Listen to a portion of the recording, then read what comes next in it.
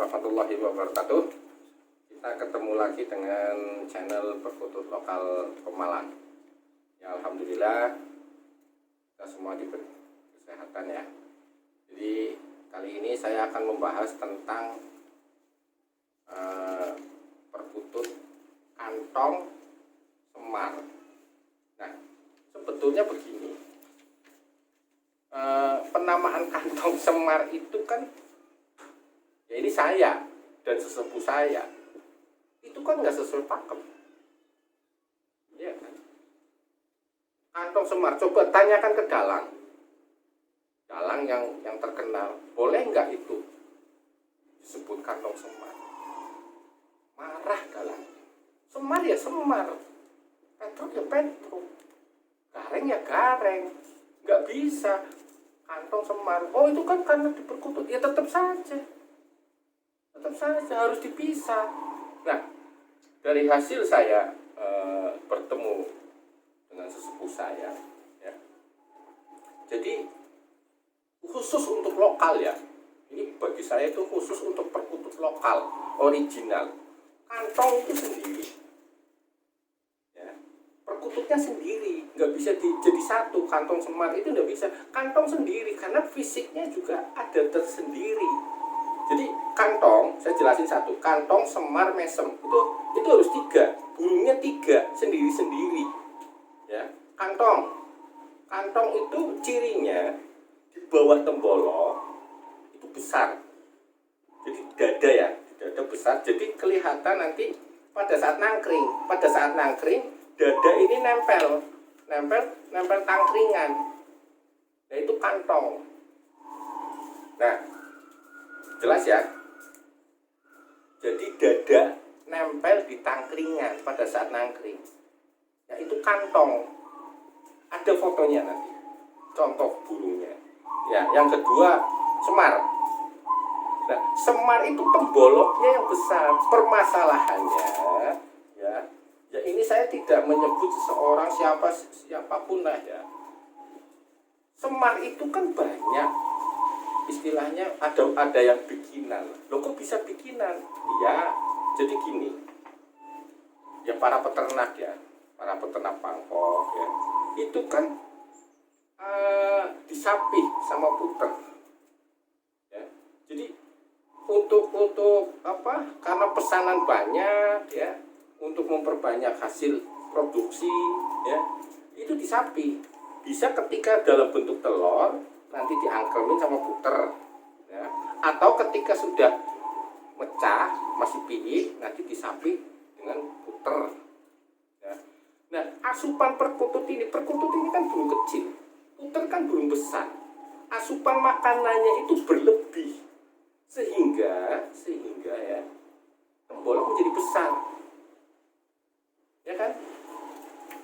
Nah ada lagi itu kalau dari para peternak ya pangkok untuk memperbanyak produksi ya.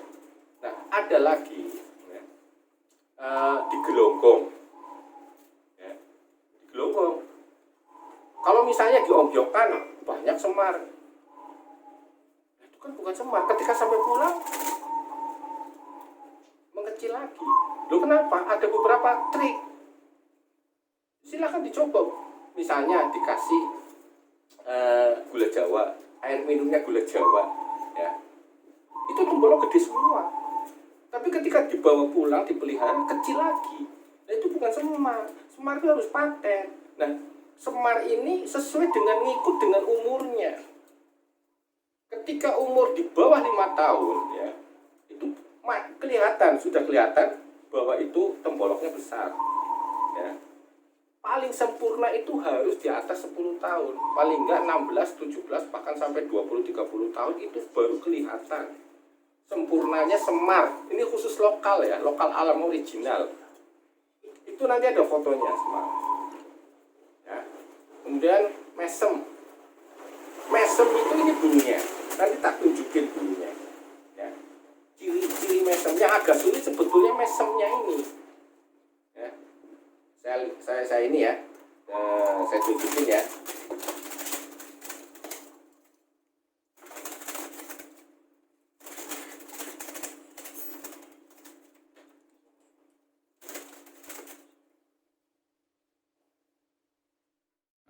Ini burung mesem.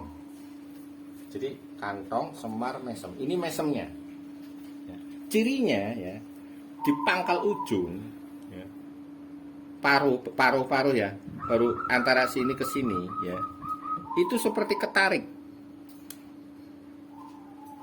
Nah sebetulnya akan terlihat ketika dia itu nangkring, cuman karena ini dipegang ini nggak begitu jelas. Ya, terlihatnya banget tuh ketika dia nangkring. Ini mesem cingkir. Jadi agak ketarik. Coba lihat ini, lihat wajah saya mas. Jadi kalau di manusia itu agak ketarik seperti ini, seperti itu. Cuman nanti terlihatnya kalau lagi nangkring, ada fotonya nanti bisa dilihat di fotonya. Mesem cingkir itu agak ketarik. Nah itu harus apa? Sendiri-sendiri, kantong sendiri, semar sendiri, dan mesem sendiri. Itu harus dijejer. Ketika di dalam rumah, ya, masuk di dalam rumah itu harus dijejer, dekat kantong, semar, mesem. Ya. Nah, semarnya ini sebagai istilahnya sesepuh dari kantong dan mesem. Makanya jangan heran nanti kalau sudah, sebetulnya ada kejadian burung dari saya ya, mesemnya ini hilang jam 2 malam hilang ya, jam 4 balik lagi, sangkar tertutup rapet, jam 4 balik lagi, dijemur ya, jam 2 siang ya, jam 3 hilang, sampai yang punya itu panik ya. Saya nggak mau nyebut kolektornya ya, burungnya dari saya ya, ini maaf, hilang mesemnya, laki-laki mesemnya. Nah jam 4 balik lagi, dan ini fakta bukan hoak, burungnya ada sampai sekarang, burungnya masih ada satu set itu apa, kantong, semar, mesem. Untuk cerita faedahnya dan sebagainya itu luar biasa. Punya 3 ini fleksibel ya. Mitosnya kita bicara sedikit mitos ya, buat dagang, usaha, pengasihan, dosen ya, guru, ini paling fleksibel. Kalau sudah punya kantong, semar, mesem, itu sudah cukup buat usaha, dagang, segala macam lah. Tinggal bagaimana mengolahnya, menyelaraskan, dan juga sangkarnya kembali lagi harus disinkronkan. Itu kantong, semar, mesem. Dan ini bukan nggak ada di teori, nggak ada di buku. Orang bilang, oh berarti Pak Makmur Ali bikin ciri mati baru. Loh, saya tuh punya guru, belajar itu bukan dari hanya primbon, bukan hanya dari literatur. Literatur primbon tuh hanya sebagai acuan dasar. Sekarang kantong semar, apa ada di primbon? Nggak ada. Cari mana? Itu dari dulu, itu kan sebetulnya penamaan masing-masing orang. Nggak ada bukunya, kantong semar, bukunya mana?